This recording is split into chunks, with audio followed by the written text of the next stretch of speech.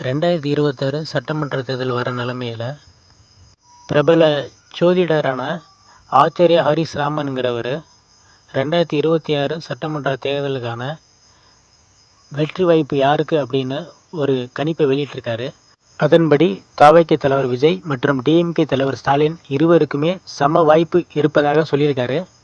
அதன்படி தவிக தலைவர் விஜய் அவர்களுக்கு திருச்சி, கரூர், திண்டுக்கல் ஆகிய மாவட்டங்களில் சரிவு இருப்பதாகவும், டிஎம்கே தலைவர் ஸ்டாலின் அவர்களுக்கு கொங்கு மாவட்டமான கோயம்புத்தூர், ஈரோடு, சேலம், நாமக்கல் மாவட்டங்களில் சரிவு இருப்பதாகவும் கூறியுள்ளார்.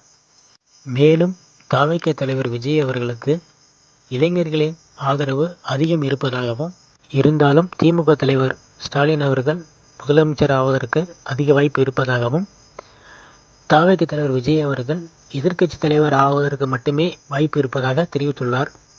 இப்போ இந்த ஜோதிடர் சொன்னதை பற்றி நீங்கள் என்ன நினைக்கிறீங்க அப்படின்னு கமெண்ட்ல சொல்லுங்கள்.